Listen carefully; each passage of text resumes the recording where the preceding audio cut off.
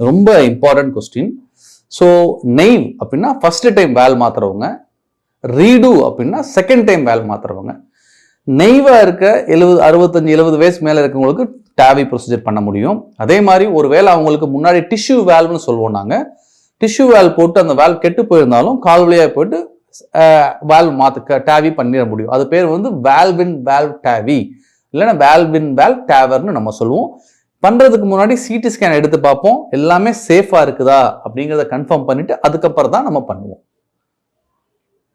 அப்போ இந்த டாவின்றது வந்து ஒன்லி ஹை ரிஸ்க் சர்ஜரி பேஷண்ட்ஸ்க்கு மட்டும் தான் பண்ணணுமா டாக்டர்?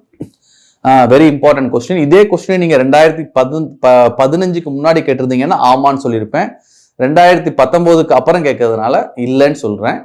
ஸோ 2 ஸ்டடி பண்ணாங்க, நிறைய பேஷண்ட்ஸ் வச்சு. ஒரு பக்கம் சர்ஜரி, ஒரு பக்கம் டேவர்னு சொல்லி 2 ஸ்டடி, லார்ஜ் ஸ்டடி பண்ணாங்க. 2 டிஃப்ரெண்ட் வேல்வ் டெக்னாலஜியில் பண்ணாங்க. Balloon expandable valve, self expanding வேல்வ்ல. அந்த 2 ஸ்டடி என்ன சொல்றாங்கன்னா, at the end of 5 years open heart சர்ஜரிக்கும் டாவி வேல்வுக்கும் பெருசாக வித்தியாசம் இல்லைன்னு சொல்றாங்க. ஸோ அது அந்த 2 ஸ்டடியிலுமே low risk patients, when we say low risk patients, ஒரு ஆப்ரேஷன் பண்ணால் அவங்களோட இறக்கக்கூடிய ப்ராபபிலிட்டி வந்து 3% அந்த மாதிரி இருக்குன்னா அவங்க லோ ரிஸ்க்னு நாங்கள் சொல்லுவோம். ஸோ சர்ஜரி பண்ணாமல் ஹை ரிஸ்க் பேஷண்ட் மட்டும் டாவி கன்சிடர் பண்ண அவசியம் இல்லை. அவங்க வயசானவங்க 65-70 வயசு மேலே ஆயிட்டாங்க அப்படின்னாலே இப்போ அட்லீஸ்ட் அந்த மாதிரி ஒரு ஆப்ஷன் இருக்குங்கிறத பேஷண்ட்டுக்கு சொல்றது ஒரு மருத்துவரின் கடமை ஆகிறது.